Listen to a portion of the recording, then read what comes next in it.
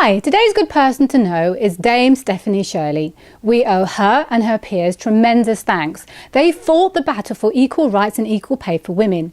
Dame Stephanie had to call herself Steve just so that she could be taken seriously in business.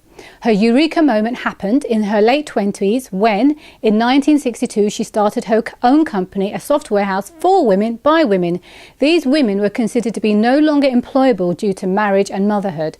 Dame Stephanie says success is at the edge of failure and that for an entrepreneur to make it happen requires energy, strong belief and perseverance.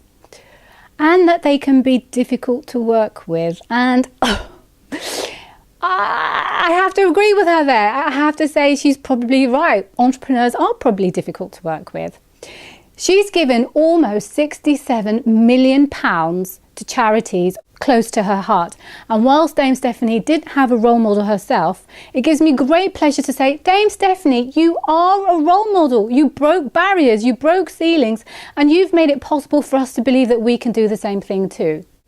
Dame Stephanie has written a book, Let It Go. It's a fascinating read and I recommend you get it.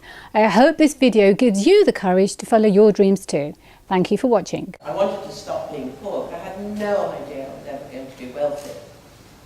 And I've given most of it away. I built a global business empire that was strong in corporate social responsibility and made 70, yes 70, of the staff into millionaires in their own right. Tomorrow's never going to be like today.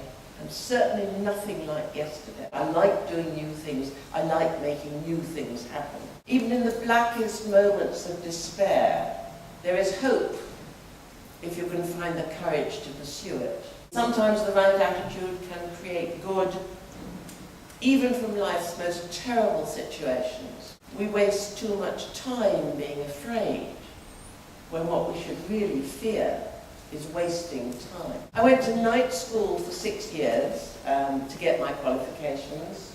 I remember having to use the cleaner's washroom because there were no facilities for female students.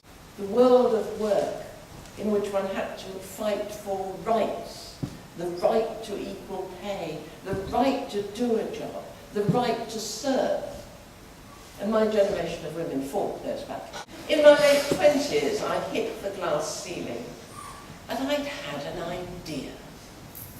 Lots of people have ideas. It's the implementation of them that's so difficult. My idea was to found an organisation by recruiting professionally qualified women who had left the computer industry on marriage or when their first child was expected and structure them into a home-working organisation. I challenged the conventions of the time, even to the extent of changing my name from Stephanie to Steve in my business development letters, so that potential clients didn't know who they were going to meet until I walked through the door. And then there was a little frisson of excitement, but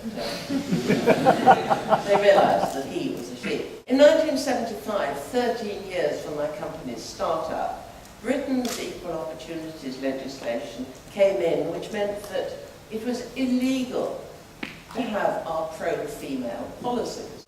In no way am I typical. In no way was mine a typical business. Money is all very nice, but, you know, when it's tied up in the business, you don't notice it. I'm far more interested in the achievement and realization of goals. Role models provide images of real people valued for their contribution to the real, not celebrity, world. I found during difficult times that to be able to go beyond myself, you need a healthy selfishness. To invest in yourself, your mind, body and spirit, to ensure your own self-preservation and development. Because success is found at the edge of failure. Always, always it is teamwork that carries forward the vision. You can't do it on your own. It's energy and persistence that are responsible for success. The heart of business is about making things happen. And that's only worthwhile if done with sensitivity to social issues. It's people, not organizations, who make the world go round.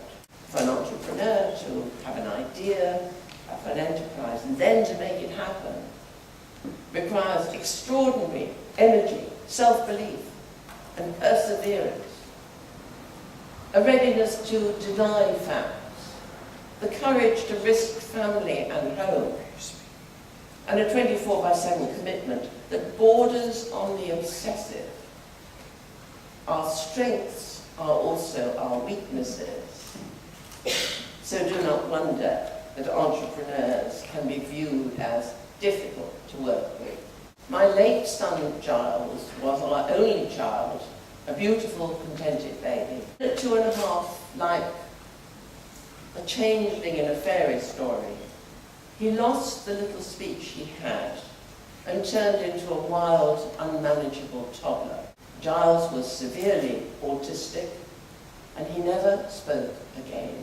Classically, he was the first resident in the first home of my first charity, which now supports about 70 adults with autism. That charity is now a pioneer of services for autism. That was followed by a number of autism projects.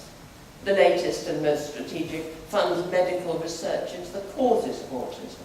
All in all, I've given away, invested really, so far 67 million, which is serious money. My work is targeted to be pioneering, never more of the same, no matter how worthy, and strategic, to projects that, if successful, make a real difference, that produce tangible results in the sea of need.